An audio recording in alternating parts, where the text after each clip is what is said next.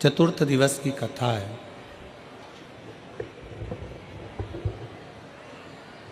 आज कथा का चौथा दिन है, चतुर्थ दिवस है। प्रत्येक अवस्था के बाद में चौथी अवस्था जरूर आती है। बचपन गया, जवानी गई, अधेड़ी गई, फिर बुढ़ापा आ गया।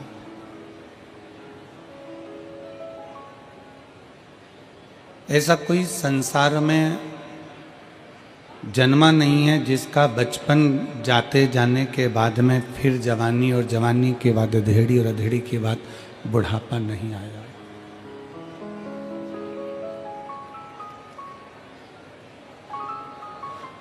अपनी चौथी अवस्था है अपना बुढ़ापा। और शिव महापुराण की कथा कहती है, बचपन गया जाने दो, जवानी गई जाने दो, अधेड़ी गई जाने दो, पर अपना बुढ़ापा मत बिगड़ने दो।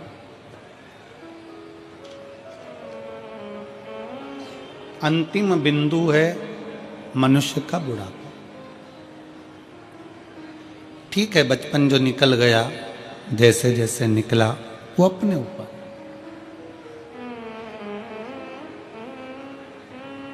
खेलते खेलते निकल गया, विद्या अध्ययन करते निकल गया, मित्र दोस्तों के साथ निकल गया, वो एक अलग विषय है। जवानी आ गई, इतने भोग और विलास में डूब गए कि हम कहाँ हमारा बचपन गया और आगे क्या होना है उसका स्मरण नहीं हो पाया।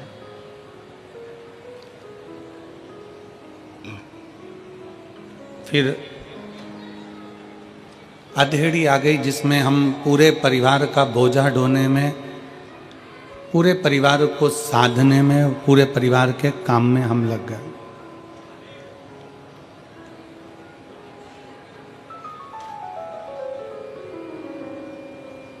एक मनुष्य, मानव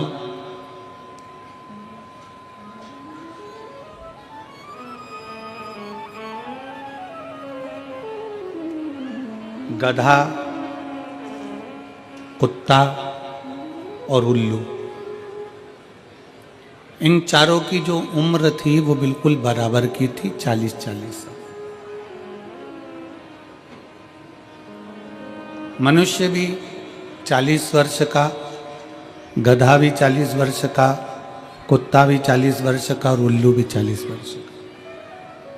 सब 40 साल के थे, सबकी उम्र 40 वर्ष की थी और सब 40-40 वर्ष में रह रहे थे।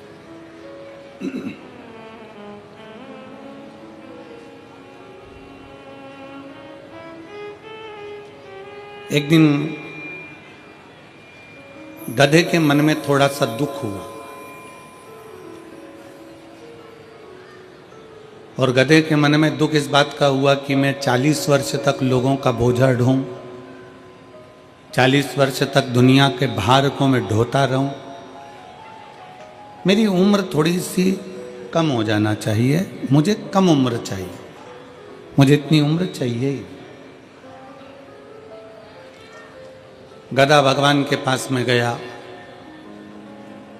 और गधा भगवान से विनय करा कि भगवान भोले बाबा, हे मेरे शंकर, हे त्रिकालदर्शी, कैलाशी, अविनाशी, कुछ कृपा करो और मेरी उम्र आधी कर दो। तो भगवान ने भी कहा, ठीक है, गधा बेचारा इतना परेशान है, लोगों का भजन ढोता है, बोझा ढोता है, इसकी उम्र आज से 20 साल कर दी जाती है। मनुष्य को बेचैनी होने लगी और मनुष्य तुरंत भगवान के पास पहुंचा कि भगवान, तुमने मुझे 40 वर्ष की उम्र दी है और 40 वर्ष की उम्र में मैं क्या करूंगा? 40 साल में तो एक ना एक दिन बस निकल जाएंगे ऐसे ही दिन और मैं मर जाऊंगा। मैंने इतना सारा कमाया, इतना सारा मैंने बनाया, इसका भोग कब करूंगा? भगवान ने पूछा तो तुझे क्या चाहिए? मनुष्य ने कहा कि जो गधे के 20 साल तुम्हारे पास में बचे हैं उसके आधे हो गए, 20 वर्ष जो गधे के बचे हैं वो मुझे दे दो। भगवान ने कहा गधे की उम्र लेकर तू क्या करेगा? नहीं मुझे तो चलेगी, तुम तो दे दो। 40 साल का मनुष्य था, 20 साल भगवान ने गधे के दे दिए। कितने साल का मनुष्य हो गया? 60 साल। थोड़ी देर बाद कुत्ता आया और कुत्ते ने भगवान भोलेनाथ जी से कहा बाबा मेरी 40 साल की उम्र, दरवाजे पर भोंकता रहूं, झूठन चाटता रहूं, चिल्लाता रहूं, दुम हिलाता रहूं, दरवाजे के बाहर पड़ा रहूं, मेरी उम्र कम कर दो। भगवान ने कहा कितनी कम कर दूं? बस आधी कर दो। भगवान ने उसकी उम्र 20 साल कर दी। कुत्ता 20 साल का हो गया। मनुष्य फिर आ गया, बाबा 60 में मेरा क्या होगा?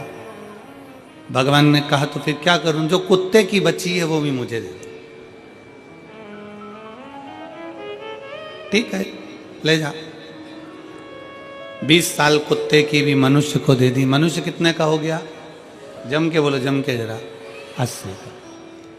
थोड़ी देर बाद उल्लू आ गया। उल्लू ने भगवान से कहा बाबा मैं 40 साल का और मेरी जिंदगी पेड़ों पर टंगे टंगे रात भर जगते जगते निकल जाए, ऐसी उम्र का मैं क्या करूंगा? मुझे सोने को ही नहीं मिले, रात रात भर जगता रहूं, चौकीदारी करता रहूं, ऐसी उम्र का मैं क्या करूंगा? मेरी उम्र आधी कर दो। भगवान ने कहा ठीक है उल्लू, आज से तू 20 साल का। थोड़ी देर बाद मनुष्य फिर आ गया और उसने भगवान से कहा हर हर महादेव। भगवान 80 में मेरा क्या होगा? भगवान ने कहा उल्लू की बची है तो क्या चलेगी, ले जा। कितने का हो गया? 100 का। मनुष्य की असली उम्र कितनी है? 40। 40 साल वो जितना एंजॉय करता है, 40 साल में वो जितना विद्या अध्ययन करता है, 40 साल में वो जितना अच्छा दिखता है, 40 साल में जो वो उन्नति की सीढ़ी पर चढ़ता है, 40 साल में जो खाता है वो पच जाता है, 40 साल में कैसे भी वस्त्र धारण कर ले तो भी सुंदर नजर आता है, 40 साल की मनुष्य की जो उम्र है वो श्रेष्ठ उम्र। और 40 के बाद किसकी लगी है? जम के बोलो, गधे के। जैसे ही 40 से 60 की उम्र में आता है और गधे की उम्र जो चालू होती है तो बच्चे का विवाह करना है, बेटी की शादी करना है, मायरा बनने जाना है, कंधे पर बोझ बोझ बोझ बोझ बनता चले जाता है। मकान बनाना, दुकान बनाना, फैक्ट्री खोलना, बच्चों को लायक बनाना, ये बोझ उसके कंधे पर चालू हो जाता है। क्योंकि उम्र किसकी है? गधे। तो गधे जैसा उसको बोझा ढोना पड़ा। अब 60 तक तो उसने बोझा ढोया, 60 के बाद में फिर उम्र किसकी लग गई? कुत्ता की। 80 की उम्र में आया, 60 से 80 की उम्र में जैसे ही आता है और कुत्ते की जब उम्र लगती है तो अपना कमरा छोड़कर उसको हॉल में पलंग डालकर रहना पड़ता है। घर के लोग भी कह देते हैं ये कमरा मैं बच्चों को दूंगा, मम्मी तुम्हारे पोता पोती का कमरा है, ये वाला कमरा इनका है, वो कमरा उनका है, तुम हॉल में रह जाना। 80 की उम्र आती है तो बाहर दरवाजे के पास में खटिया डल जाती है, पलंग डल जाता है, कुर्सी डल जाती है। 80 की उम्र और वहीं बैठे बैठे पूरी चौकीदारी होती है। जैसे कुत्ता दरवाजे पर रहता है वैसे 80 की उम्र में अपने को रहना पड़ता है। 80 की और 80 की उम्र जैसी पूरी होती है फिर किसकी उम्र लग जाती है? उल्लू की। अब कई माताएं कहती हैं गुरुजी हमको नींद नहीं आती। हमने पूछा कितने साल के हो गए तो कहा 85 के। कोई भाई करे कि गुरुजी हमको नींद नहीं आती। हमने पूछा कितने के हो गए? 83 के। अब उनको कौन समझाए कि 80 से 100 के बीच की जो उम्र है वो उल्लू की उम्र है, तुम कितनी भी नींद की गोली खा लो, रात को 2 बजे से लेकर 5 बजे के बीच में तुम्हारी नींद खुलेगी जरूर, क्योंकि तुम्हें उल्लू की उम्र लगी है, उल्लू की उम्र लगी है, तो वो खुलना ही है।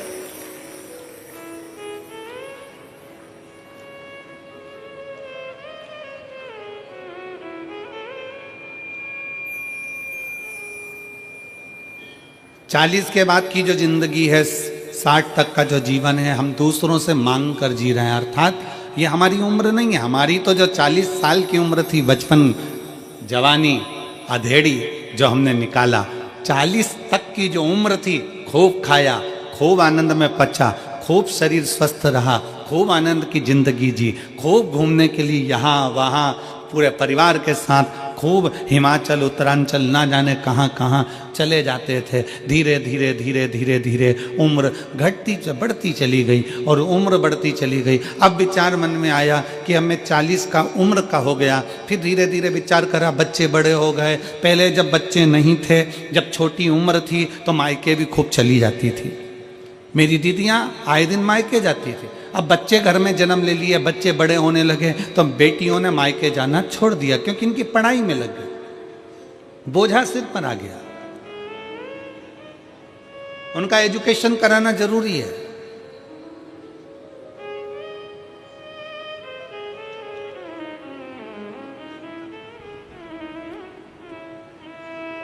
और धीरे धीरे धीरे धीरे धीरे हमारी 40 वर्ष की उम्र कहाँ चली जाती है, और गधा की उम्र, कुत्ता की उम्र, उल्लू की उम्र 40 से 60, 60 से 80, 80 से 100, ये उम्र कब लगती चली जाती है हमको खुद मालूम नहीं पड़ता।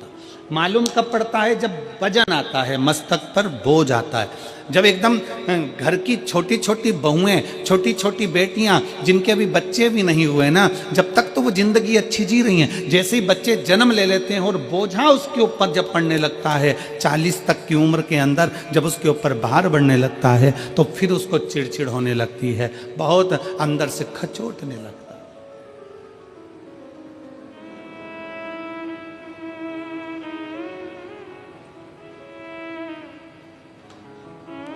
जीवन शिव जी की कथा कहती है, भगवान शंकर की कथा कहती है, आप चाहे 40 के हो जाओ, आप चाहे 60 के हो जाओ, आप चाहे 80 के हो जाओ, आप चाहे 100 के हो जाओ,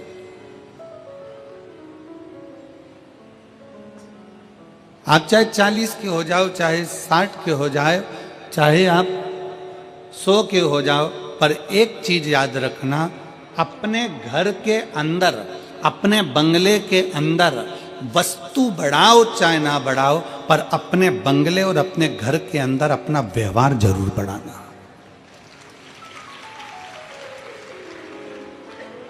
सोफा कम है ना, चलेगा।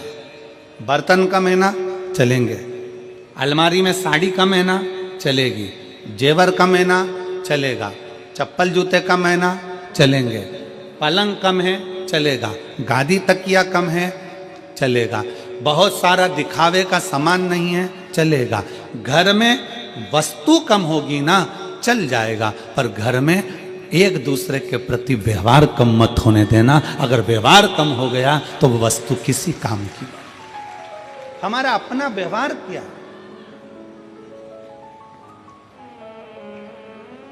दुकान क्यों चलती है? जम के बोलो, दुकान कैसे चलती है? सामान से। सामान तो पड़ोसी के यहां भी भरा हुआ है। अरे बोलो जम के। फ्रिज पड़ोसी के यहाँ भी है, फ्रिज तुम्हारी दुकान में भी है। कपड़े पड़ोसी के यहाँ भी है, कपड़े तुम्हारी दुकान में, उसी कंपनी का, उसी वैरायटी का उसके पास भी है और तुम्हारे पास भी है। घड़ी की दुकान तुम्हारे पास भी है, घड़ी की दुकान उसके पास भी है। सोने चांदी की दुकान उसकी भी है, सोने चांदी की दुकान तुम्हारी भी है। बर्तन की दुकान उसकी भी है, बर्तन की दुकान तुम्हारी है। कपड़े की दुकान उसकी भी है, कपड़े की दुकान तुम्हारी भी है। चश्मे की दुकान उसकी भी है, चश्मे की दुकान तुम्हारी भी है। पार्लर उसका भी है, पार्लर तुम्हारा भी है। किस चीज से चल रहा है? वस्तु से। सामान तो उसके पास भी है। तुमसे किसी किसी सुनार की दुकान में जाकर देखना, सराफे की दुकान में जाकर देखना कि किसी किसी सराफे वाले ने 4 मंजिल का शोरूम बना लिया, माल भी खूब भर लिया, और किसी किसी सराफे वाले की दुकान एक छोटी सी गली में छोटी सी है, उसकी यहाँ लाइन लग रही है और उसके शोरूम में मक्खियां उड़ रही। सोना उसके पास भी है, सोना इसके पास भी है, चांदी उसके पास भी है, चांदी इसके पास भी है, कपड़ा उसके पास भी है, कपड़ा इसके पास भी है, सामान सबके पास में है।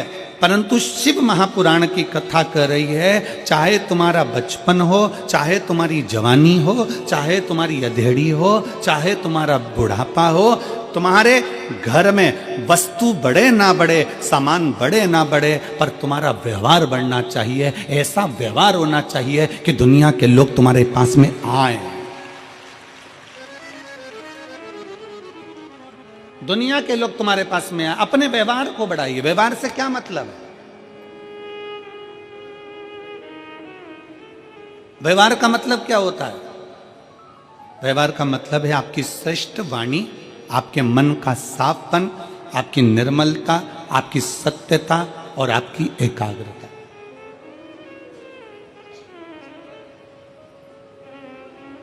वस्तु बनाने से घर में सुख नहीं है कि हम वर्णन करें।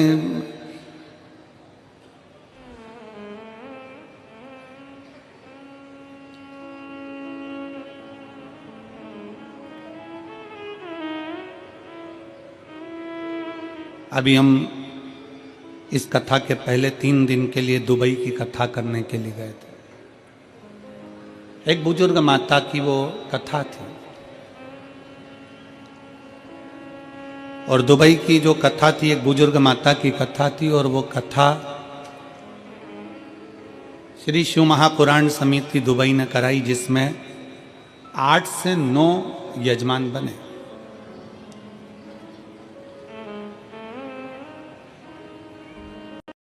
अब वो बुजुर्ग माता का इतना हो सकता है, इतना उसके पास में ना हो, पर दिल का भाव बड़ा था।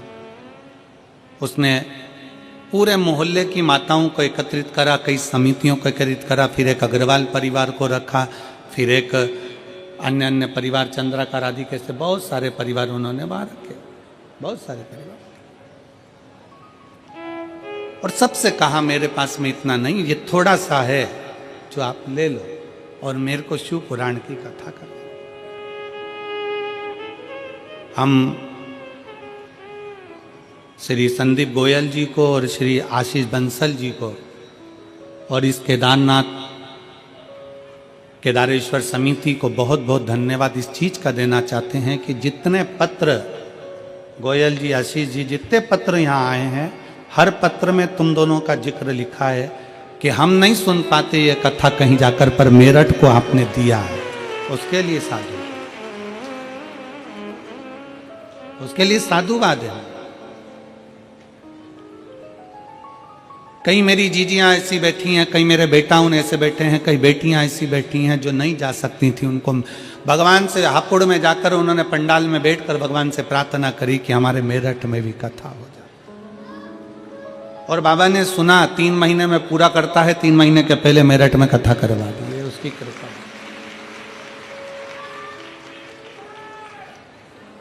ये उसकी उदारता, ये उसकी कृपा, ये उसकी करुणा है। और गोयल जी, बंसल जी आपको इस चीज के लिए साधुवाद देते हैं कि धन तो दुनिया के पास में ढेरों की मात्रा में होता है, पर उसका धन सतमार्ग में नहीं लग पाता। आज आपको इस चीज की बधाई है कि आपने अपने धन का सदुपयोग करा और इतने जनमानस के चेहरे पर प्रसन्नता लाता है। केदारेश्वर समिति, इसके अध्यक्ष, इसके उपाध्यक्ष, इसके सचिव, महामंत्री, इसके जितने भी पदाधिकारी गण हैं, उनको बहुत साधुवाद।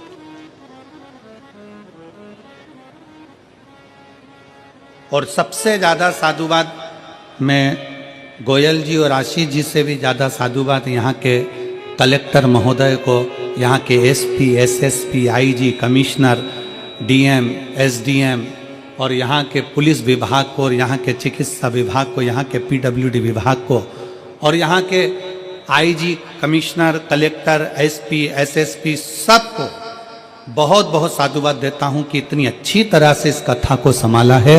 लाखों की भीड़ में इस कथा को जो आप लोगों ने संभाल कर रखा, उसकी साधुता, आपको बहुत बहुत साधुता। लाखों की भीड़,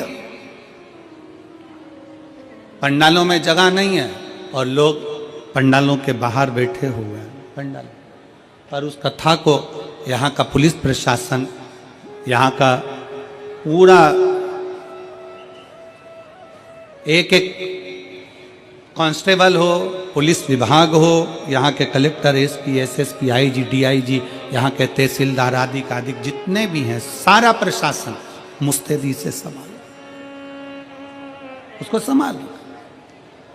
और एक बार आप सबसे निवेदन है, पूरे प्रशासन के लिए, उत्तर प्रदेश मेरठ सरकार के लिए जोरदार ताली बजाकर स्वागत, वंदन, अभिनंदन, जिन्होंने इस कथा को बहुत अच्छे तरीके से समझा, बहुत अच्छे तरह से। आप कितनी अवस्था के हैं, आपका क्या चल रहा है? 40 के हैं, 30 के हैं, 25 के हैं, 20 के हैं, 50 के हैं, 60 के हैं, 70 के हैं, 80 के हैं, जो भी आपकी अवस्था चल रही है, जो आपकी अवस्था चल रही है, आपकी अवस्था में व्यवहार की बहुत जरूरत है। आज के समय में एक बात बहुत अच्छे से धारण कर कर रखना कि घर में सब कुछ है। बोलो री जी जी, हाँ सही बात है। तुम्हारे घर में भोजन की कमी तो नहीं है ना? जम के बोलो जरा। नहीं। तुम्हारे घर में कहीं रहने की कमी तो नहीं है ना? नहीं। तुम्हारे घर में पानी पीने की भी कमी तो नहीं है ना? सारा सुख है तुम्हारे घर में, ओढ़ने का, बिछाने का, रहने का, एसी, कूलर, पंखा, सारा सुख अपने घर में है। अच्छे मकान में रह रहे हैं, बाबा की कृपा से अच्छा भोजन कर रहे हैं, सारा सुख है। परिवार भी अच्छा है, पति भी अच्छा है, पत्नी भी अच्छी है, बहू भी अच्छी है, बेटा भी अच्छा है, पोता पोती भी अच्छे हैं, नाती पंती भी अच्छे हैं, सास ससुर भी अच्छे हैं, और मायके में माता पिता सब अच्छे हैं, मेरे भाई मेरे बंधु सब अच्छे हैं, सब अच्छे हैं। बस घर में कोई कमी नहीं है, घर में किसी वस्तु की कमी नहीं है, घर में कोई सामान की कमी नहीं है, पर घरों में एक चीज की कमी हो गई, आपस के व्यवहार की कमी हो गई। हमारा आपस का व्यवहार ठीक नहीं हो पाया।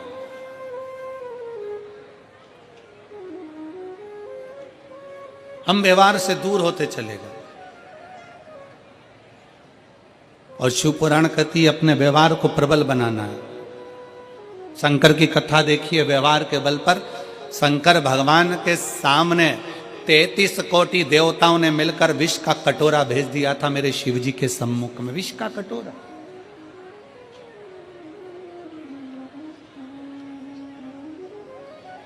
मेरे बाबा के सामने एक विष का कटोरा आ गया, शंकर जी के सम्मुख में विष का कटोरा।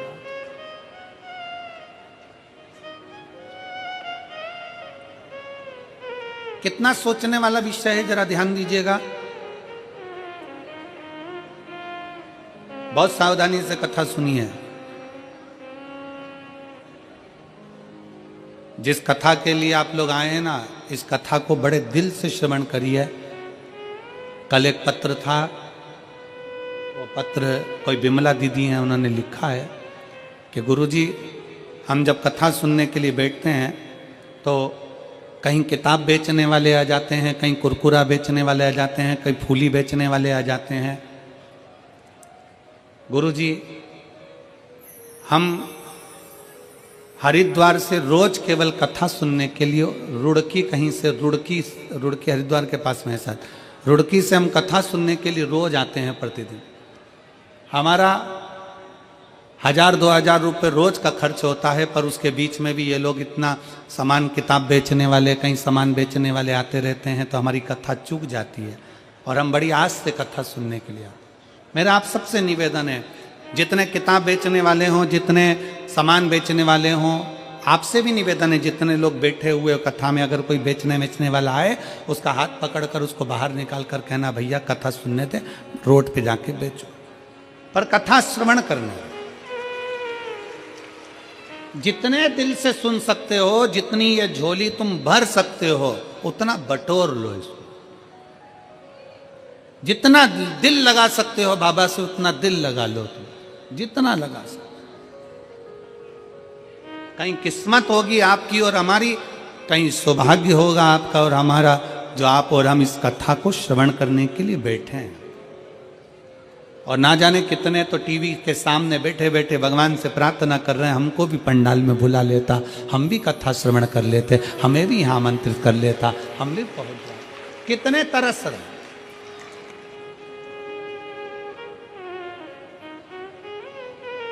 आपके घर में वस्तु की कमी नहीं, व्यवहार की कमी होती जा रही है। और अपना व्यवहार हमें श्रेष्ठ बनाना।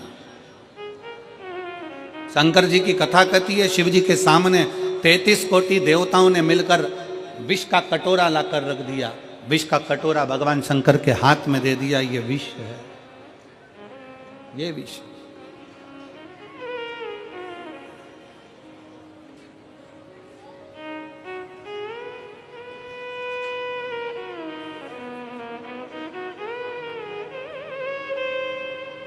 और सबसे पहले जब विष शंकर जी के पास में आया तो पास में नंदी बैठे हुए थे।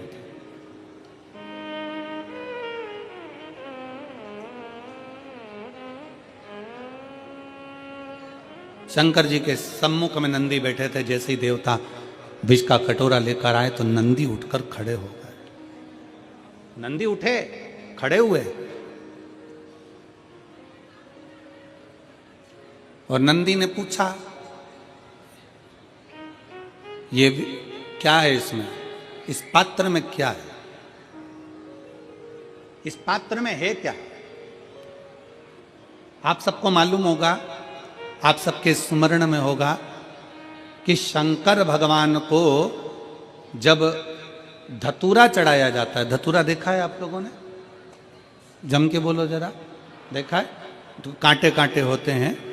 शंकर भगवान को जब भी धतूरा चढ़ाया जाता है, शिव जी को जब भी धतूरा दिया जाता है, तो धतूरा चढ़ाते समय नंदीकेश्वर शिव का नाम लिया जाता है। बेलपत्री आप चढ़ा रहे हैं, आप जो भी जप करें, स्मरण करें, वो आपके ऊपर है। आप चावल चढ़ा रहे हैं, वो आपके ऊपर निर्भर है। फूल चढ़ा रहे हैं, वो आपके ऊपर निर्भर है। पर जब हम भगवान शंकर का अभिषेक कर रहे हैं, पूजन कर रहे हैं, शिव मंदिर में जा रहे हैं, आपको कहीं से एक धतूरा मिल गया, कोई कामना है आपकी, धतूरा भी कई बार कामनाओं से चढ़ाया जाता है। तो धतूरा जब हम चढ़ा रहे हैं, शंकर को समर्पित कर रहे हैं, तो नंदीकेश्वर भगवान का नाम लेकर, नंदीकेश्वर शिव का नाम लेकर चढ़ाए, मतलब नंदी की आज्ञा लेकर कि हम ये धतूरा शंकर भगवान को दे रहे हैं। और हमारा विश्वास कहता है कि नंदी, हमारी जो दुख है, हमारी जो समस्या है, हमारी जो तकलीफ है, जब मैं धतूरा बाबा को चढ़ाऊंगी, नंदी तेरे से आज्ञा लेकर चढ़ा रही हूं, जिससे ये धतूरा मैं जब शंकर को चढ़ाऊंगी तो नंदी मेरे दुख को मिटाने के लिए तो भोले बाबा को अपनी पीठ पर बिठाकर मेरे दरवाजे तक लेकर आएगा, इसलिए तेरी साक्षी में चढ़ा रही हूं। ये धतूरा मैं तेरी साक्षी में चढ़ा रही हूं, ये धतूरा मैं तेरी साक्षी में दे रही हूं।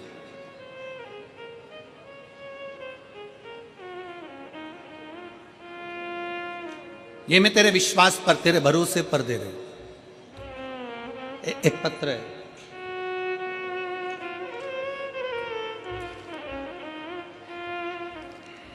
मैं रीतु त्रिवेदी,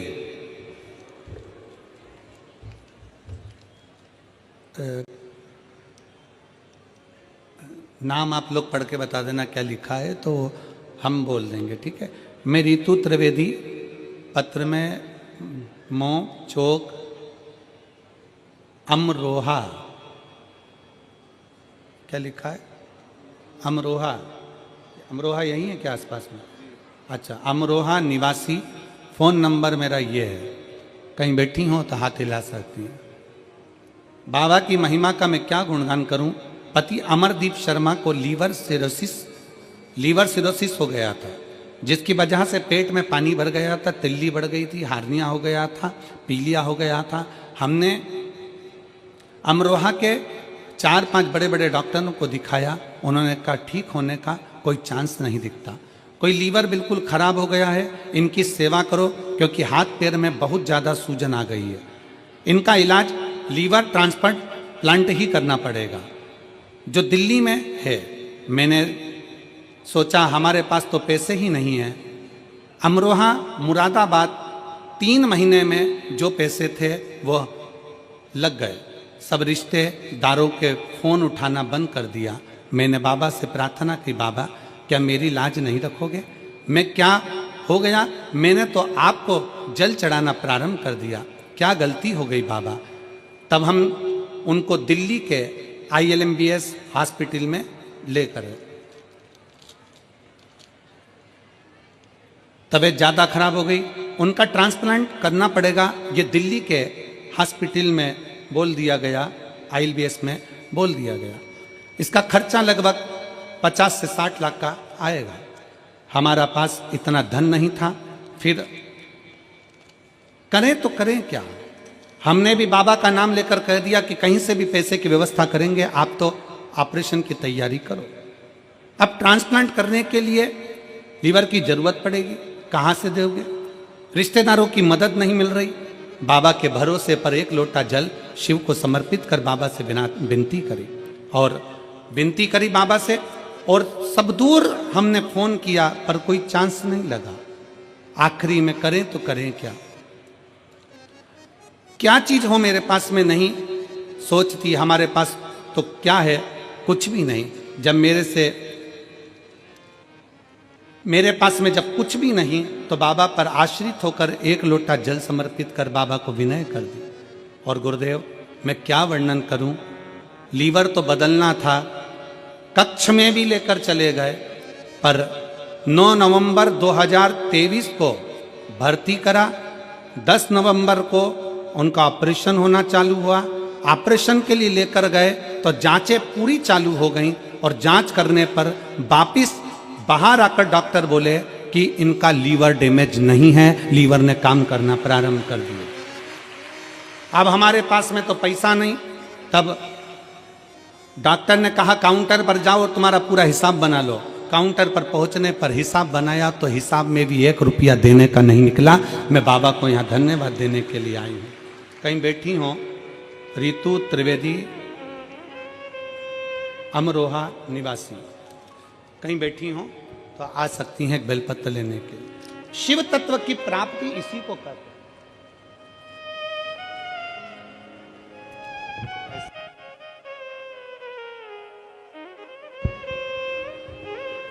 शिव तत्व की प्राप्ति इसी को कहते हैं।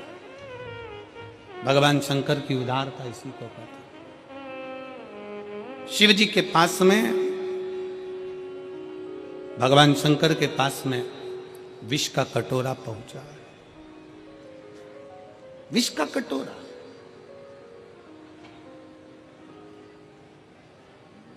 और जब भोलेनाथ जी के पास में विष का कटोरा आया, शंकर भगवान के पास में जब विष का कटोरा पहुंचा तो सबसे पहले नंदी ने पूछा। सबसे पहले नंदी पूछ रहा है। नंदी ने विचार किया, क्या है इसमें? कहा, देवताओं ने कहा इसमें विष भरा हुआ है, विष भरा, विष। हाँ, किसके लिए लेकर आयो? कौन पिएगा ये? देवताओं ने कहा ये विष हम भगवान शंकर के लिए लेकर आए। शिव पिएंगे? हाँ।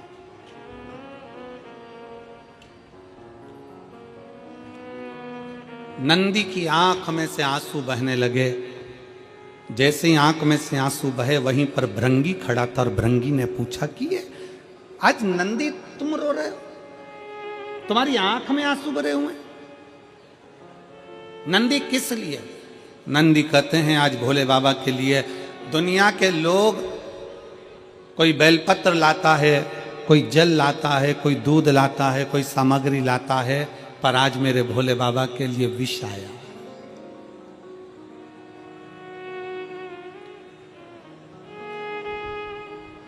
आज मेरे शंकर के लिए विष आया। भृंगी ने मुस्कुराते हुए कहा, नंदी किस बात के लिए रोना? वो शिव है, देव अधिदेव देव है। अमृत पिए वो देव कहलाता है, और जो विष पीता वो महादेव कहलाता है। घर का जो बड़ा होता है, घर का जो बुजुर्ग होता है, घर का जो बड़ा होता है, घर का जो बयो होता है, उसको बहुत जहर पीना पड़ता है, बहुत विष के घुट निगलना पड़ते हैं, बहुत पीना पड़ता है।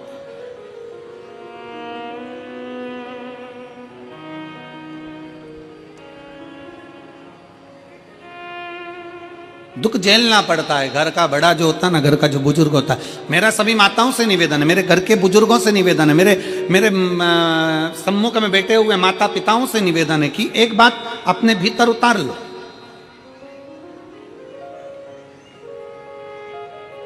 60 के बाद तुम्हारे सिग्नेचर तुम्हारे ऑफिस में नहीं चलते। चलते हैं? अरे जम के तो बोलो नहीं। 60 के बाद तुम्हारे सिग्नेचर तुम्हारे ऑफिस में नहीं चलते, तो तुम अपने घर में क्यों चलाते हो? 60 के बाद अपने भीतर एक बात अंदर उतार के रखो कि 60 के बाद मुझे ऐसे रहना है जैसे अपने घर में एक बच्चा रहता है, सबसे व्यवहार बनाकर, सबसे प्रेम रखकर, किसी को टोकना नहीं है, किसी को अपशब्द कहना नहीं है, किसी को ताने देना नहीं है। अपनी चिड़चिड़ प्रवृत्ति, अपने भीतर का क्रोध, अपने भीतर का चिड़चिड़पन मुझे आज कथा के पंडाल में छोड़ देना है, और घर जाऊंगी तो ऐसी जाऊंगी जैसे निर्मल हृदय से जाते हैं। अपने क्रोध को घर पर छोड़ दो, अपने क्रोध को पंडाल में छोड़ दो, अपने भीतर की जो चिड़चिड़ प्रवृत्ति है, जो अहंकार है, जो क्रोध है, जो हमारे भीतर का क्रोध समाया हुआ है, वो फेंक दे। और हम क्या करते हैं? हम ये विचार में रहते हैं, बहू को कुछ नहीं आता, बेटों को कुछ नहीं आता, बेटी को कुछ नहीं आता, दामाद को कुछ नहीं आता, छोटे भाई को कुछ नहीं आता, छोटी दुल्हन को कुछ नहीं आता, इसको कुछ नहीं आता, उसको कुछ नहीं आता, बस केवल अपने को। ना 60 की अवस्था के बाद में ये विचार करना है कि हमको थोड़ा सा संभाल कर अपनी जिंदगी को जीना है। खूब अच्छे से रहो, एक से बढ़कर एक साड़ी पहनो, एक से बढ़कर एक सूट पहनो। 60 के बाद में तुम खूब अच्छे कपड़े पहनो, हम मना नहीं करेंगे, खूब अच्छे अच्छे जेवर पहनो, आभूषण पहनो, रतन माणिक मोती पहनो, अच्छा अच्छा खाओ पियो, एंजॉय करो। पर इतना याद रखो कि 60 की अवस्था के बाद में अपनी वाणी पर थोड़ा सा संयम रखो, अपने व्यवहार को प्रबल बनाओ, अपनी वाणी को प्रबल बनाओ, मिठासता से परिपूर्ण बनाओ, मिठासता से। आज के जमाने में सबसे बड़ी बीमारी एक ही है, वो है शुगर की बीमारी। कौन सी बीमारी? जम के बोलो जरा। शुगर की बीमारी। पहले के समय में मेरी बुजुर्ग माताएं बैठी हैं यहां पर, जितनी बुजुर्ग माताएं हैं उनसे पूछना कि पहले के समय में शुगर होती थी क्या? जम के बोलो जरा। नहीं, पहले के समय में चाय इतनी मीठी पीते थे कि होठ चिपक जाते थे, और चाय पी के सो जाते तो चींटी चिपक जाती थी। बोलो सही है कि गलत है? और इतनी सी चाय पीते थे क्या? हाफ कप पीते थे क्या? नहीं।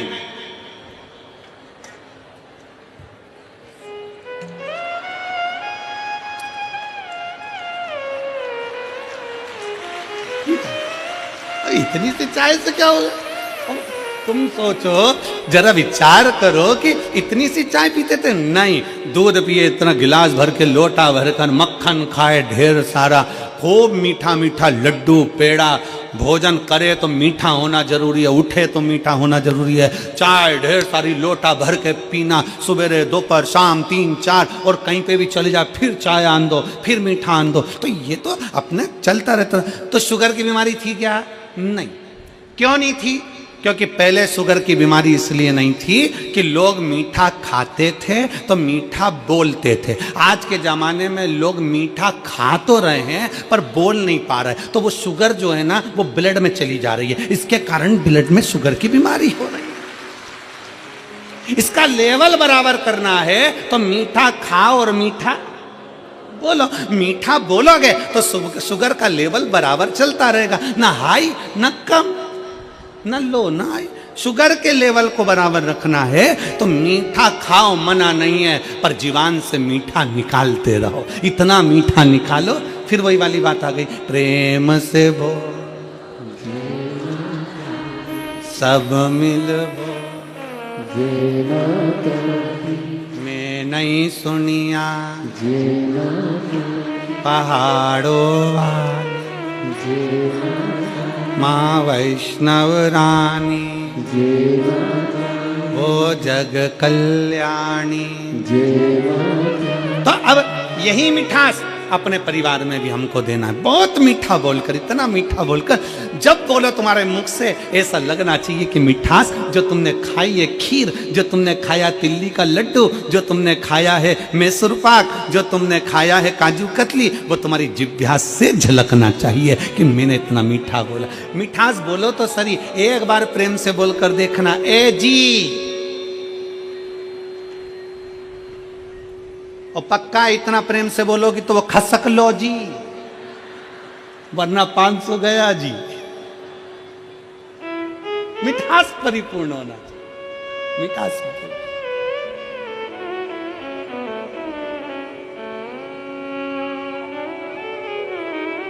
इस प्रेम की वाणी को बढ़ाना है। नंदी और नंदी के मन में भाव आया, नंदी रो रहे हैं, रो रहे। भृंगी ने कहा क्यों रोना, घर का जो बड़ा है ना, घर का जो बुजुर्ग है ना, घर का जो बयो है ना, वो विष बहुत पीता, बहुत पीता। आप बहुत बुढ़ापा आए ना तो बहुत अच्छी जिंदगी जियो, मना नहीं है, बस इतना जरूर याद रखो कि अपनी वाणी में, व्यवहारिकता में कमी मत। बहुत खुश होकर जियो। और मेरा बहुओं से निवेदन है, बेटियों से निवेदन है, आपकी भी व्यवहारिकता में और आपकी भी वाणी में कमी मत आने देना। क्यों? क्योंकि एक सीरियल पहले चला था, सास भी कभी बहू थी।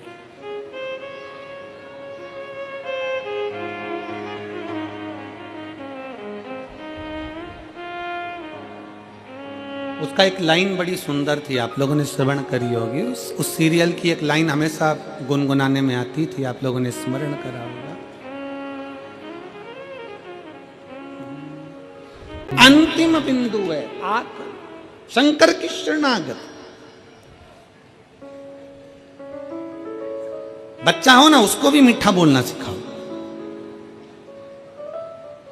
बड़ा हो तो वो भी मीठा बोलना सीखे, बुजुर्ग हो वो भी मीठा बोलना सीखे।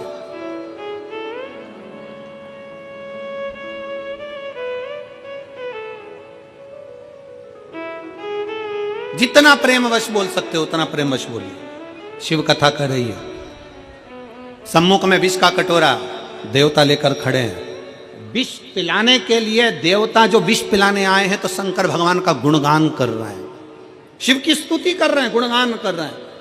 शंकर भगवान तो ऐसे हैं, शंकर भगवान तो वैसे हैं, शंकर भगवान तो ये कर दें, शंकर भगवान तो वो कर दे। सारे देवता 33 कोटि देवता शंकर भगवान का गुणगान कर रहे हैं, क्योंकि शंकर जी विष पीने के लिए कटोरा सामने। सावधान मेरठ, सावधान, जब किसी को आपसे काम निकालना है तो वह आपका बहुत गुणगान करेगा, बहुत। जब किसी को आपसे काम निकालना है बहुत गुणगान करेगा, और काम निकला तो गुणगान करेगा नहीं, फिर कोई कुछ बोलेगा नहीं। इसलिए सावधान रहें, सावधान। कोई बहुत ज्यादा प्रशंसा करे ना आपकी, बहुत ज्यादा प्रशंसा करे तो हाथ जोड़ लिया करो और अपने भीतर जो भगवान बैठा है ना, उस शंकर को धन्यवाद दिया करो। ये प्रशंसा मेरी नहीं है बाबा, ये प्रशंसा तेरी है, क्योंकि कथा तू करा रहा है, कथा तू सुन रहा है, कथा तू बोल रहा है। मैं सुन भी नहीं रहा, मैं करा भी नहीं रहा, और मैं बोल भी नहीं रहा, ये सब कुछ तेरा, मेरा है ही नहीं कुछ।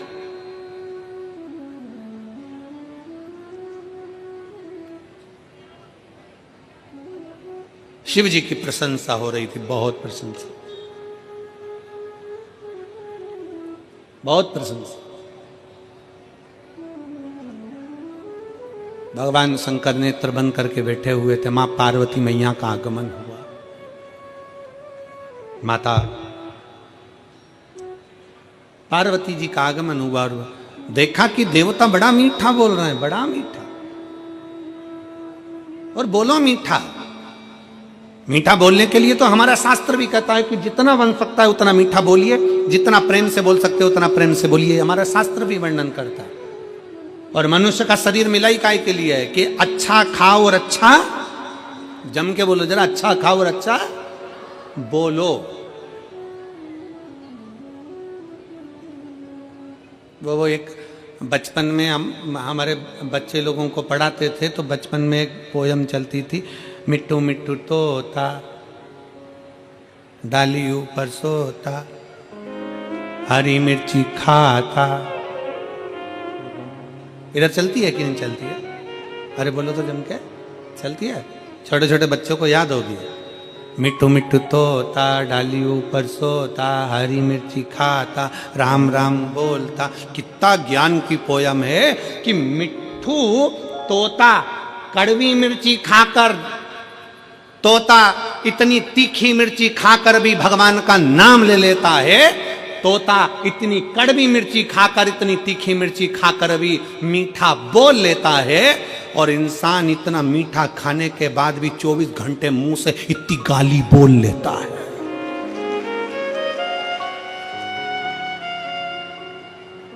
और गाली की भी कैपेसिटी हो, नई नई वेराइटी हो की, नई नई डिजाइन की।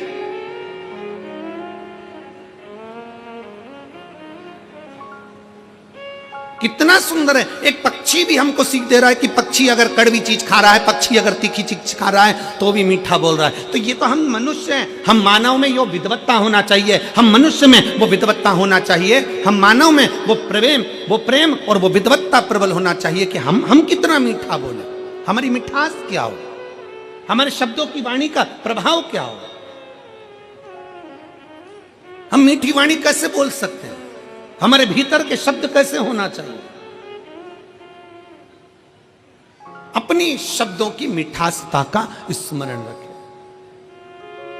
शंकर भगवान के सम्मुख में एक कटोरा विष का आ गया, विष का कटोरा। शिव जी के सम्मुख में एक विष का कटोरा आया और शंकर भगवान की साक्षी में जब विष का कटोरा आया, सम्मुख में जब विष का कटोरा पहुंचा, शंकर भगवान प्रसन्न थे, पर मां जगत जननी जगदम्बा दुर्गा भवानी की आंखों में जल था। मां जगत जननी के नेत्रों में जल भरा हुआ था, मां जगदम्बा के नेत्रों में जल भरा हुआ था, मां की आंखों में जल। और माता की आंख में जब जल भरा हुआ था, नेत्रों में जब जल भरा हुआ था, फिर पूछा नंदी ने, मां, नंदी पूछ रहा है, ए मां,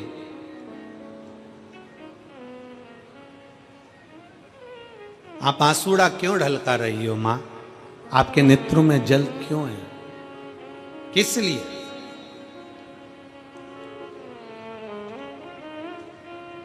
आप क्यों रो रही हो मां?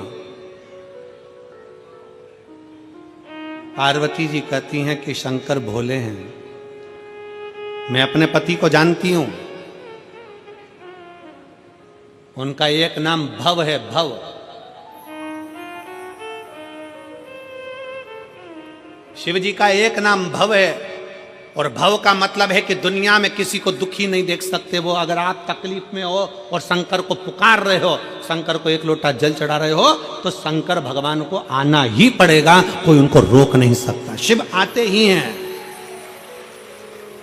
शिव महापुराण की कथा कहती है, भगवान शंकर का चरित्र कहता है, शिव तत्व कहता है कि आपका विश्वास, शंकर भगवान के मंदिर में आप जा रहे हैं, शिव को एक लोटा जल चढ़ा रहे हैं, शंकर की स्तुति कर रहे हैं, श्री शिवाय नमस्तुभ्यम बोल रहे हैं, शंकर का पंचाक्षर मंत्र नमः शिवाय बोल रहे हैं, शंकर का षडाक्षर मंत्र ओम नमः शिवाय बोल रहे हैं, त्र्यंबक मंत्र का जाप कर रहे हैं, राम नाम, कृष्ण नाम, शिव नाम, भवानी नाम, जो तुम जप रहे हो उसमें तुम्हारा विश्वास मूल होना चाहिए।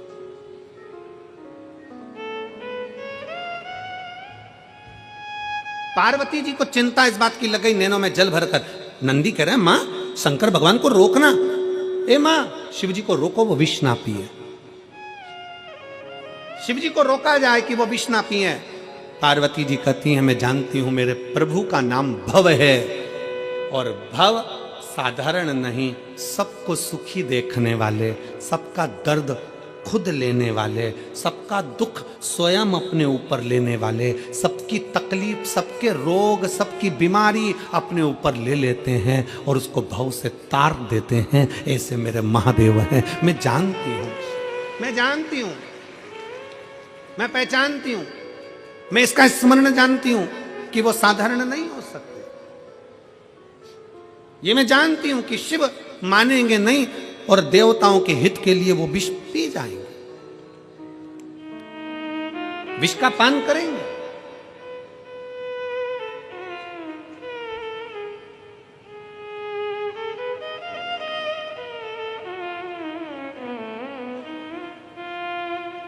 मेरी जीजियों, मेरे जीजाओं, मेरी माताओं, मेरे भाई बेटियों बेटाओं, आप लोग कथा में आए हो ना,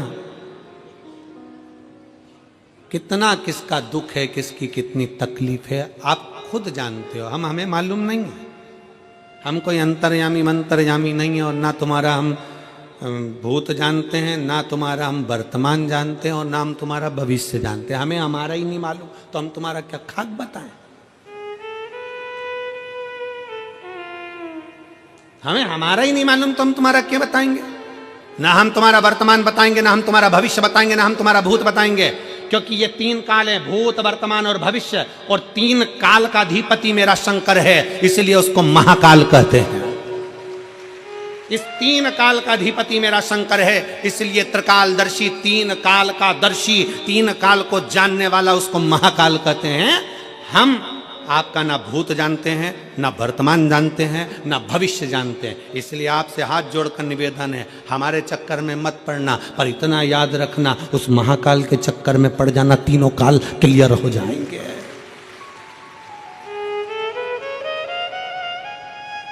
तीनों काल क्लियर। भूत गया वो जाने दो, जो वर्तमान है उस वर्तमान को श्रेष्ठ बना सकता है मेरा महाकाल राजा, आपके भविष्य को सुधार सकता है मेरा महाकाल राजा, और आपके जीवन में खुशियां ला सकता है। त्रिकालदर्शी, तीन काल का दर्शी, तीन काल को देखने वाला, तीनों काल को साधने वाला, तीनों कालों के संयमित रखने वाला केवल एक है, और वो कालाधिपति वो शंकर, वो घड़दानी, वो त्रिकालदर्शी, वो कैलाशी, वो अविनाशी, वो शिव है, वो शंकर। आजा। दीदी कह रही हैं जब से सीहोर से आई हूं रुद्राक्ष का जल दे रही हूं, डॉक्टर ने भी गोलियां देना बंद कर दिया और कह दिया बिल्कुल आराम है, एक भी गोली की जरूरत नहीं है, कैंसर से मुक्त है। ये शिव तत्व है, ये शंकर। एक विश्वास, शंकर को भव कहा गया, शंकर को भव, शंकर को भव। आप शंकर की भक्ति में अगर डूबे हो, शिव का एक नाम है भव। भव का मतलब है सबको सम देखना, सबको श्रेष्ठ देखना, सबको सुखी देखना, सबका कल्याण करना, सबको उत्तमता में देखना। किसी का रोग है अपनी ओर खींच लेना, किसी की तकलीफ है अपनी ओर खींच लेना, किसी को कष्ट है अपनी ओर खींच लेना। शिव महापुराण की कथा कहती है, जब हम भगवान शंकर के मंदिर में एक लोटा जल चढ़ाने के लिए आतुर होते हैं, शंकर के मंदिर में एक लोटा जल लेकर जब अपने घर से निकलकर शंकर के मंदिर तक पहुंचते हैं, हमारे भीतर के ना जाने कितने कितने पाप, कितने कितने कष्ट, कितने कितने रोग, कितनी कितनी बीमारियां अपने आप मिट जाती हैं।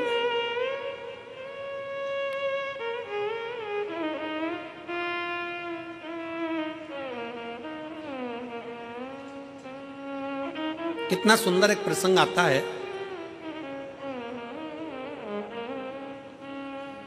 घर का माहौल ठीक करने में सबसे बड़ी जवाबदारी होती है घर के पितरों की। किनकी? जम के बोलो जरा। पितरों की। पितर कौन? जो प्राण छोड़कर चले गए, जो गए। घर के माहौल को ठीक करने में सबसे बड़ी जवाबदारी होती है पितरों की।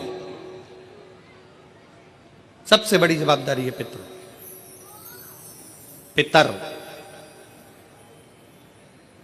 जब 16 दिन श्राद्ध में पृथ्वी पर आते हैं, उनको आर्य मां स्वामी, पितरों के देव आर्य मां स्वामी जब पितरों को कौए पर बिठा कर लेकर आते हैं और उनको इस भूमंडल पर पितृलोक में से लाकर इस पृथ्वी पर छोड़ते हैं, आपके और हमारे सबके घर के पितर अपने अपने घर में दरवाजे पर खड़े होकर भाग ग्रहण करते हैं। आप भोजन बनाते हो, ब्राह्मण को भोजन देते हो, गाय को देते हो, कुत्ता का भोजन देते हो, कौवे का भोजन देते हो, भूखे को भोजन देते हो, अन्न पानी देते हो, वो पितर लेते हैं। कितने दिन लेते हैं? जम के बोलो जरा। 16 दिन। 16 दिन पितरों ने तुमसे अन्न भाग लिया, पानी लिया, भोजन लिया, धूप लिया, ध्यान लिया। 16 दिन तक पितरों ने धारण करा। पितर 16वें दिन यहां से जाने लगते हैं। जब पितर जाते हैं उस समय पर जाते हुए पितरों के सामने आर्य मां स्वामी खड़े होते हैं, पितरों के देवता, और कहते हैं पितरों, तुम्हें 16 दिन तुमने इनके घर का भाग ग्रहण करा है, 16 दिन तक तुमने इनके घर का खाया है, तो तुम इनको वर्ष भर सुखी रहने का वर देकर जाइए। वर्ष भर सुखी रहने का वर देकर जाइए। इनका घर का माहौल ठीक कर कर जाइए, इनके घर की अशांति मिटा कर जाइए, इनके घर में सुख समृद्धि देकर जाइए। ये आर्य मां स्वामी कहते हैं, पितरों के देवता कहते हैं।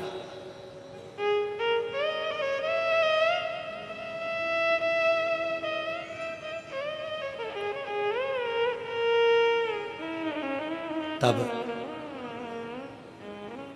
पितर कहते हैं कि हम इनको वर्ष भर का इतना सारा फल नहीं दे पाएंगे, पर एक बात जरूर है, एक बात जरूर है। पितर कहते हैं अगर शंकर साक्षी दे तो हम इनको वर्ष भर का फल देकर जाएंगे। शिव साक्षी दे, शंकर साक्षी दे। इसलिए शिव महापुराण में लिखा है, मंगलवार का व्रत कर लो, शुक्रवार का व्रत कर लो, गुरुवार का व्रत कर लो, बुधवार का व्रत कर लो, चतुर्थी का व्रत कर लो। सारे व्रत, दुनिया के जितने व्रत होते हैं, तीज, चतुर्थी, छठ, जितने व्रत करना है कर लो। सारे व्रत का फल देवता कब देते हैं? अगर देवी का व्रत करोगे तो भी शंकर के बिना वो फल आपको नहीं मिल सकता। बृहस्पतिवार का व्रत करोगे तो भी शिव के बिना नहीं मिल सकता। शुक्रवार का व्रत करोगे तो भी शंकर के बिना नहीं मिल सकता। सारे व्रत का फल कब मिलता है? किसी भी देवता का व्रत करो पर फल कब मिलेगा? जब शंकर भगवान की आज्ञा होगी, क्योंकि मृत्यु लोक का देव अधिदेव महादेव है। ब्रह्मा जी ब्रह्मलोक में, भगवान विष्णु वैकुंठ लोक में, इंद्र इंद्रलोक में, गरुण गरुण लोक में, वरुण वरुण लोक में, मृत्यु लोक का देव है देव अधिदेव महादेव। अगर किसी देवता का भी व्रत करोगे, फल पहले शंकर जी से पूछा जाएगा, तब दिया जाएगा। शिव की आज्ञा बिना कोई फल भी नहीं मिलता। पितरों ने कहा अगर शंकर हाजिरी दे, शंकर अगर कहें तो हम दे दें। आर्य मां स्वामी पितरों को लेकर शिव जी के पास पहुंच गए। पूरा पितरलोक खाली पड़ा हुआ था, पूरा पितरलोक खाली। बाबा के धाम कैलाश में पितर खड़े हुए, हाथ जोड़कर विनय कर रहे हैं। शिव जी ने पूछा आर्य मां स्वामी से, आर्य मां, आज सारे के सारे पितरों को लेकर तुम यहां आए हो,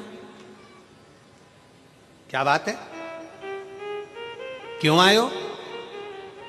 आर्य मां का कहना है, बाबा, पितर अपने अपने घर के माहौल को सुधारना चाहते हैं, शांति देना चाहते हैं, लक्ष्मी देना चाहते हैं, समृद्धि देना चाहते हैं, वैभव देना चाहते हैं, वंश की वृद्धि करना चाहते हैं, पर आपके बिना ये संभव नहीं हो सकता। पितर क्या चाहते हैं? बाबा, अगर हमारे पूर्वज, पितर कहते हैं अगर हमारे घर के लोग, परिवार के लोग, अगर आपके शिवलिंग के ऊपर एक लोटा जल अगर चढ़ाएं तो उस जल का एक अंश हम पितरों को मिले, और जब हम पितरों को मिले तो उस दिन हम हमारे वंश के लोगों का घर का कल्याण कर देवे। बस इतना वर चाहते।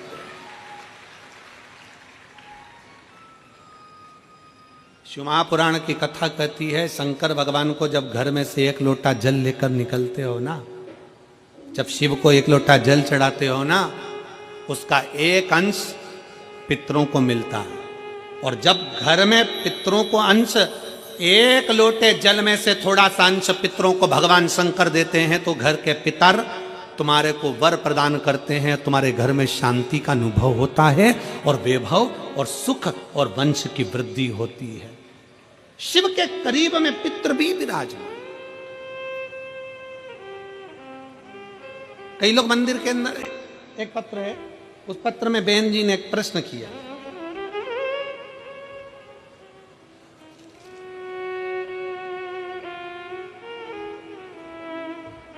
मैं संदीप जी गोयल जी को और आशीष जी बंसल जी को धन्यवाद देती हूँ। बहन जी लिख रही हैं, कुसुम राजमाला पत्नी कमल राजपाल बी ब्लॉक शास्त्री नगर मेरठ की रहने वाली हैं। तो उन्होंने लिखा है कि मैं संदीप जी गोयल जी को, आशीष जी बंसल जी को दिल से धन्यवाद देती हूँ, जिन्होंने इस मेरठ की धरा पर शिव महापुराण की कथा का आयोजन करवाया। गुरु जी, मेरा एक प्रश्न है। हम पंडाल में बैठे हुए हैं, धन्यवाद, कहीं बैठी हो तो हाथ हिलाना। कुसुम राजपाल पत्नी कमल राजपाल बी ब्लॉक शास्त्री नगर मेरठ की रहने वाली है, मोबाइल नंबर ये है। कहीं बैठी हो तो हाथ, आप ही हैं श्री शिवानी, आ जाओ, एक बेलपत्र ले जाओ, जाइए। मेरा एक प्रश्न है गुरु जी, कथा के पंडाल में बैठकर कथा सुन रहे हैं, आपसे एक प्रश्न कर रहे हैं, कोई गलती हो तो क्षमा करिएगा। गुरुदेव, प्रश्न यह है कि हमने सुना है कि हरि और हर अर्थात विष्णु और महादेव दोनों एक हैं, क्या यह सत्य है? मेरा दीदी से निवेदन है, हरि और हर में कोई अंतर नहीं है, दोनों एक ही हैं।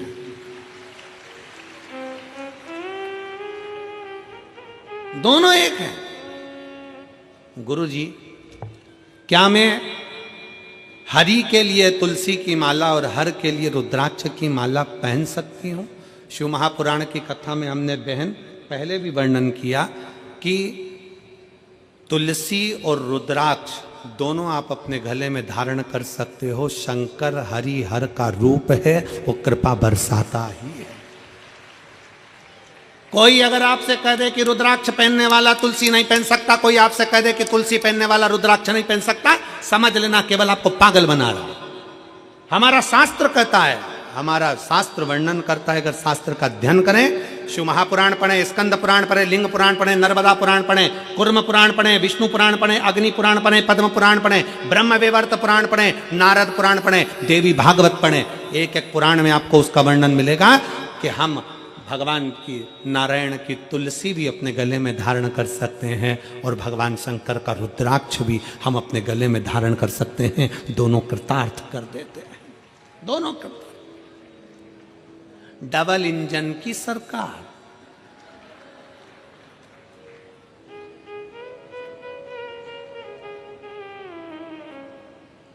डबल इंजन दोनों है।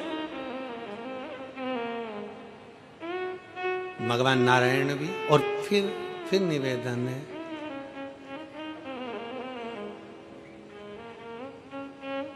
राम भी हमारे हैं, श्याम भी हमारे हैं, और काशी में रहने वाले भोलेनाथ भी हमारे हैं।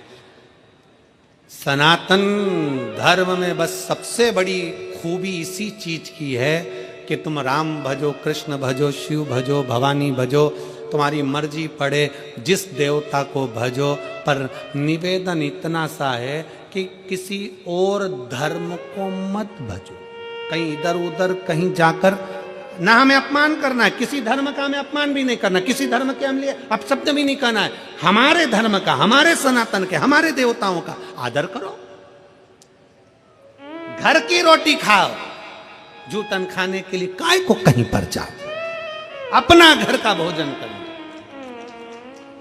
अपने सनातन धर्म में 33 कोटि देवता हैं।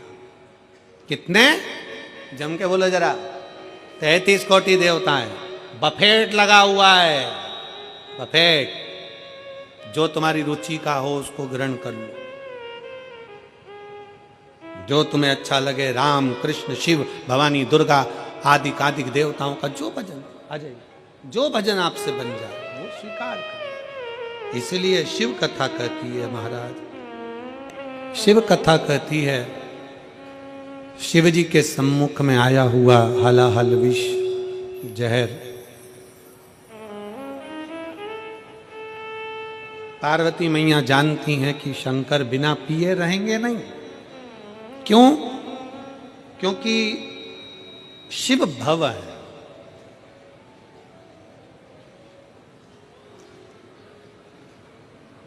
काल अधिपति हैं, कालों का भी पूरा बल अपने हाथ में रखते हैं। वो शंकर हैं जिनके हाथ से काल दूर भी नहीं जाता।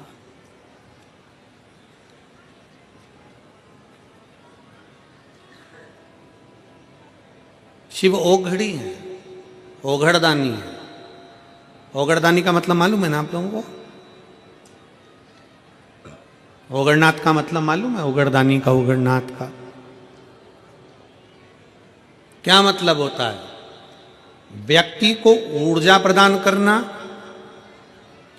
उसके दुख को हर लेना और उसको कहने की जरूरत ना पड़े, बोलने की जरूरत ना पड़े।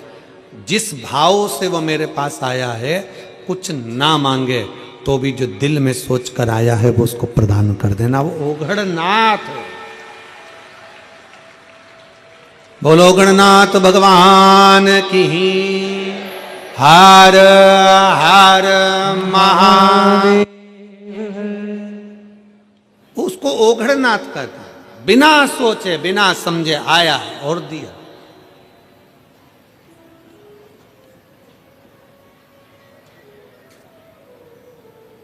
जो मांगा वो उसे प्रदान कर दिया। होता है एक बच्चा अपने पापा से बोला, पापा पापा ओ पापा। पापा जी बोले, क्या बोले? मुझे डीजे दिला दो। पापा बोले, डीजे का साइकिल दिला दो, बजाऊंगा। पापा बोले, तुझे डीजे दिला दी और तू पूरे दुनिया के लोगों को परेशान करके रख देगा, पूरे मोहल्ले को परेशान कर देगा। बेटा बोला, नहीं पापा, मैं रात को बजाऊंगा, जब सब सो जाएंगे तब डीजे बजाऊंगा। वो ओघड़नाथ है। मेरा शंभू, मेरा त्रिकालदर्शी, मेरा शिव, मेरा शंकर सदा देने वाला। पार्वती मैया जानती थी, क्योंकि पार्वती को साधारण नहीं है। पार्वती हमारे यहां एक पति की पत्नी को धर्म पत्नी कहते हैं। कभी तुमने सुना धर्म पति? सुना किसी ने? नहीं। पत्नी को कहते हैं धर्म पत्नी। धर्म पत्नी का मतलब क्या है? जो पति को धर्म के पथ के ऊपर लेकर जाए, सतमार्ग में लेकर जाए, कथा में लेकर जाए, सत्संग में लेकर जाए, वो धर्म पत्नी है। अब पत्नी को धर्म पत्नी कह सकते हो क्या? साले को धर्मशाला कहोगे? ये समझने वाला विषय। भाई वो साला है तो उसको धर्म लगाकर बोलोगे धर्मशाला? नहीं बोल सकते, कह नहीं सकते। पर केवल एक पत्नी ऐसी है जिसको धर्म पत्नी कहा जाता है, क्योंकि वो खुद के लिए नहीं जीती। एक माँ, एक स्त्री, एक बहन, एक बेटी, एक नारी, एक बहू, एक सास, जितनी बैठी हैं यहाँ पर मेरी जीजियाँ, जो स्त्रियाँ यहाँ पर बैठी हैं, जो नारियाँ यहाँ बैठी हैं, जो माताएं कथा श्रवण कर रही हैं, इन सब का जीवन देखिए। ये अपने लिए नहीं जीती। अगर व्रत भी करती है तो पति की लंबी उम्र के लिए, बच्चों की उन्नति के लिए करती है। अपना घर छोड़कर, अपने बाबुल का, अपने पिता का घर छोड़कर ससुराल में चली जाती है, और ससुराल में भी आधा इधर आधा उधर सोचती है मेरा ये भी घर है, मेरा वो भी घर है। परंतु मायके में रहती है तो लोग कहते हैं तू पराई है, और ससुराल में पहुंच जाती है तो लोग कह देते हैं पराई घर से आई। काय का छेड़?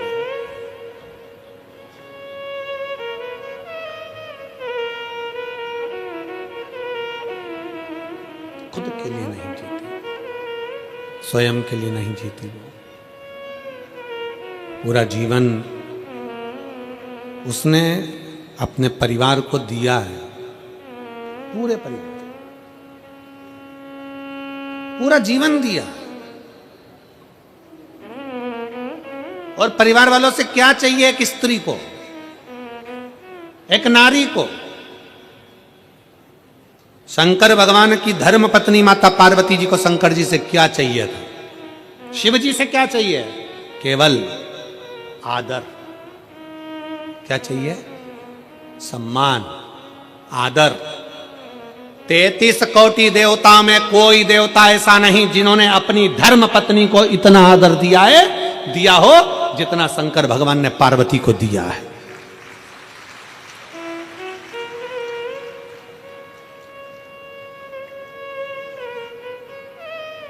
कौन से देवता जिनकी पत्नी चली गई और वो रोए हों? कौन से देवता जिनकी पत्नी चली गई और तांडव मचा दिया हो? कौन से देवता जिनकी पत्नी चली गई और कंधे पर डालकर अपनी पत्नी के शव को भी तांडव मचा कर रख दिया हो? कितना प्रेम करते थे शंकर सती से कि कंधे पर शव डालकर उसका तांडव मचा कर रख दिया और अपनी पत्नी को ऐसे समाप्त नहीं होने दिया। शक्तिपीठ के रूप में आज भी भारत में विद्यमान कर रख दिया। क्या चाहिए स्त्री को? स्त्री तुम्हारे लिए जीती है, काम तुम्हारे लिए करती है, पूरा घर तुम्हारे लिए संभालती है, बच्चों को बड़ा तुम्हारे लिए करती है, परिवार को संजो कर चलती है। एक नारी को चाहिए क्या? केवल एक पुरुष के द्वारा, चाहे पति हो, पिता हो, जेठ हो, देवर हो, बेटा हो, चाहे घर का नाती पंती हो, चाहे जमाई हो, चाहे दामाद हो, एक स्त्री को केवल सम्मान चाहिए, आदर चाहिए, आदर की वाणी चाहिए, सम्मान के शब्द चाहिए, उसे और कुछ नहीं चाहिए। सम्मान। 33 कोटि देवता में देवताओं ने भले अपने पास में अपनी देवियों को बिठाया होगा, अपने पास बिठाया होगा। आप देखिए माता लक्ष्मी भगवान नारायण के पास में है, उनके चरणों में है। ब्रह्माणी जी के पास में है, राम जी के पास में सीता है, कृष्ण कन्हैया के पास में राधा जी हैं, सब देवता के पास में सारी देवियां हैं, उनके नजदीक में है। केवल एक शंकर भगवान हैं जो अपनी पत्नी को अपने पास में नहीं अपने से ऊंचे बिठाते हैं। इसलिए शंकर के मंदिर में पार्वती का स्थान ऊंचा होता है। शिव जी से ऊंचा पार्वती का स्थान है। उज्जैन चले जाओ, महाकाल बाबा जमीन पर विराजमान है और पार्वती मैया ऊंचे स्थान पर। सोमनाथ चले जाओ, माता पार्वती ऊंचे स्थान पर बैठी हैं। आप ओमकारेश्वर चले जाओ, माता पार्वती ऊंचे स्थान पर बैठी हैं। शंकर भगवान के मंदिर में पार्वती मैया का स्थान ऊंचा है क्योंकि शंकर भगवान अपनी पार्वती को ऊंचे स्थान पर रखते हैं, आदर देते हैं, सम्मान देते हैं। और जिस घर में नारी का सम्मान होता है उस घर में कभी बरकत की कमी नहीं होती। इसलिए पार्वती मैया को शंकर भगवान ने सम्मान दिया तो उनके घर में रिद्धि भी आई, उनके घर में सिद्धि भी आई और उनके घर में बुद्धि भी आई। अगर जहां नारी का सम्मान होता है वहां रिद्धि सिद्धि बुद्धि तीनों आती है। आज के जमाने में अगर कोई नारी से पूछा जाए क्या चाहिए, केवल सम्मान। अच्छे से तो बोलो जी, प्रेम से तो बोलो। शादी में जा रहे हैं, गाड़ी लेकर भुड़भुड़ करते जा रहे हैं, चले जा रहे हैं, खाना खा के बस निकले ही थे और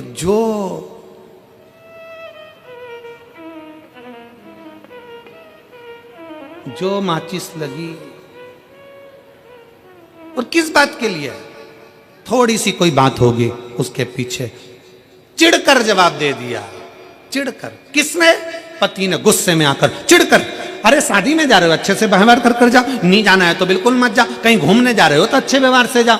मालूम पड़े पति ऐसा चल रहा, पत्नी उधर चल रही, बेटा उधर चल रहा, तो क्यों आए घूमने, क्यों गए शादी में?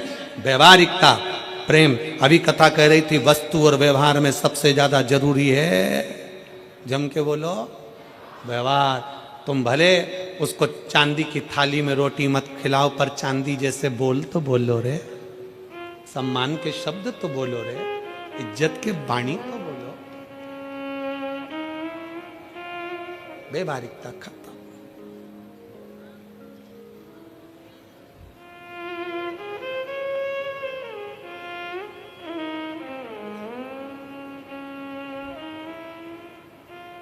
कलम से कोई पूछ रहा था, गुरुजी वो शादी में ठंड का मौसम चल रहा है, दिल्ली में इतनी ठंड पड़ रही है, उत्तराखंड में भयंकर ठंड है, उत्तर प्रदेश में ठंड है, मध्य प्रदेश में ठंड है। शादी में लोग जा रहे हैं, पुरुष लोग तो कोट पहन लेते हैं, टाई पहन लेते हैं, नीचे जूता मोजा पहन लेते हैं, माताएं एकदम ऐसे वस्त्र पहनती, इनको ठंड नहीं लगती, इनको ठंड नहीं लगती। हमने कहा नहीं, लगती तो है, पर शादी में एक दूसरे को देख के इतनी अंदर से जल जाती है ना कि आग अंदर की अंदर भरी रह जाती है। ठंड समा भीतर की अंदर, इनको ठंड नहीं लगती। शिव पुराण कह रही है, अरे भाई क्यों जलना, क्यों ईर्षा रखना, क्या किसको रोइए, चादर तान के सोइए। आग लगे बस्ती में, अपन रहो मस्ती में। जो जितना आप शब्द बोले उतनी खजूर वाली चोटी बनाओ डिजाइन की, और जोरदार बना बनू के। कोई तुमसे कहे पानी डालने जाती है, शंकर जी को जल चढ़ाने जाती है, ऐसा करती है वैसा करती है, जितना जितना बोले उतना उतना उसके सामने पानी का लोटा हाथ में लेके बड़ी डिजाइन में जा, बड़े प्रेम से। आग लगे बस्ती में, अपन रहो मस्ती में। क्या किसको रोइए, चादर तान के सोइए। अरे कई माताएं कहती, कई बेटियां कहती, अरे गुरुजी उसने ऐसा कह दिया, कई बहुआं कहती उन्होंने ऐसा कह दिया, उसने ऐसा बोल दिया, कई लड़के कहते उसने ऐसा कह दिया, उसने वैसा कह दिया। अरे दूसरे कहते रहेंगे तो क्या अपन अपन जीना छोड़ देंगे? लोग अच्छा बोले बुरा बोले। क्रिकेट देखा है? बोलो तो जम के। क्रिकेट देखा है? फुटबॉल देखिए, हॉकी देखिए, कबड्डी देखिए, खो खो देखिए।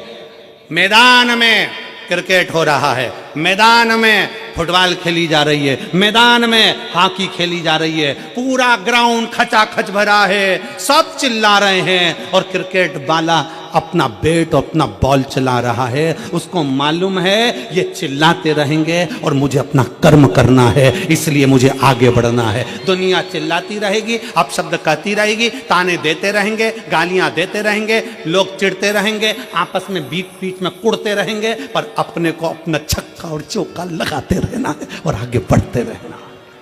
अपन बढ़ो ना। उसने कुछ कह दिया, मुंह फुला के बैठ गया, उसने कुछ बोल दिया। पति आया दुकान से,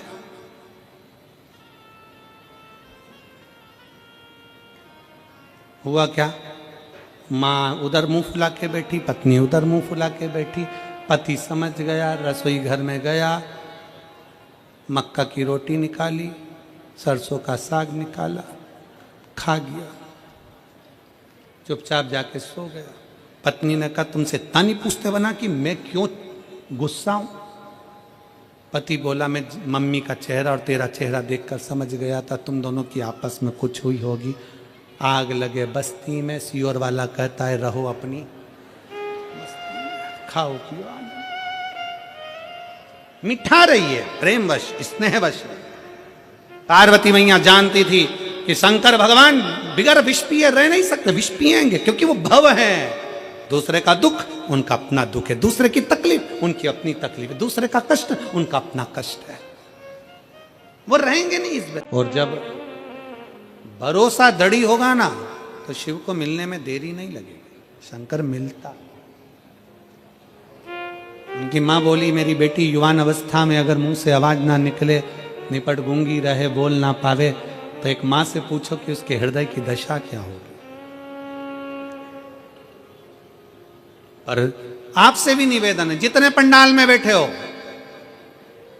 बाबा की आरती होती है ना, आरती तक बैठो और उससे दिल से बोलते रहो, शिव तत्व पर आश्रितता हो, शंकर पर हमारा विश्वास दृढ़ हो। शिव शिव है। और फिर निवेदन करूंगा मेरठ वालों, क्या पता कौन सा पुण्य आप लोगों का होगा जो यीशु महापुराण की कथा मेरठ में आई है, कौन सा पुण्य।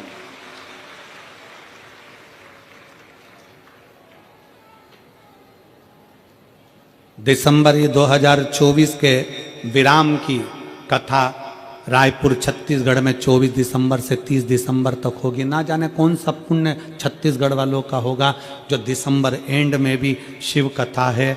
और जनवरी 2025 में पहली कथा छत्तीसगढ़ हाले को सछुरिया में है। विराम भी 24 का और 25 का प्रारंभ दोनों ही छत्तीसगढ़ में। कुछ पुण्य होगा आपका। पार्वती मैया जान गई भगवान शंकर ये विष पिएंगे, शिवजी विष लेंगे। समझाऊं तो कैसे समझाऊं, क्या करूं? सामने विष का कटोरा आया और माता पार्वती जी की आंखों में, क्योंकि धर्म पत्नी है, कई बार धर्म पत्नी ऐसी होती है कि नहीं बोल पाती, कई बार धर्म पत्नी बोल ही नहीं पाती। वो देख रही है सामने गलत हो रहा है पर बोल नहीं सकती, कई बार ऐसी दशा आती, नहीं बोल पाती।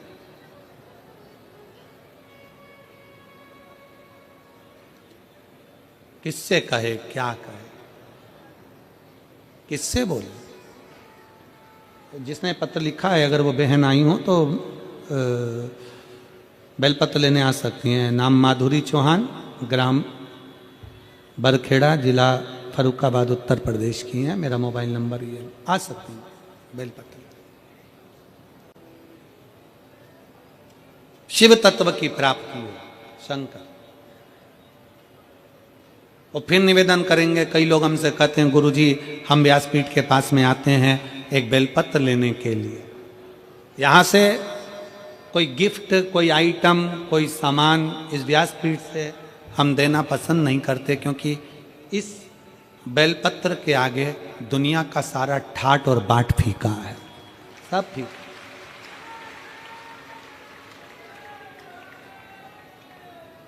ये वो बेलपत्र होती है 6 दिन जो कथा के माध्यम से बेलपत्र दी जाती है व्यासपीठ की, वो शरीर रोग मुक्ति की होती है, 7वें दिन की बरकत की।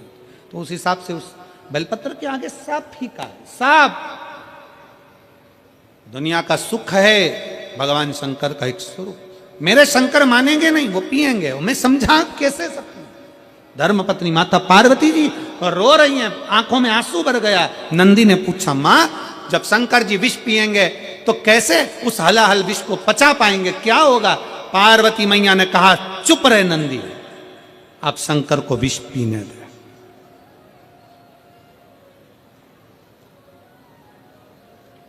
अब पीने दे। और मां कही, अब शंकर को विष पीने दो, शिव को विष पान करने दो, करने दो। विष पीना है, पिए, शिव को विष का पान करने दो, पीने दो। शिव तत्व हो, पार्वती जी कह रही हैं पीने दो, भगवान शंकर को विष पीने दो।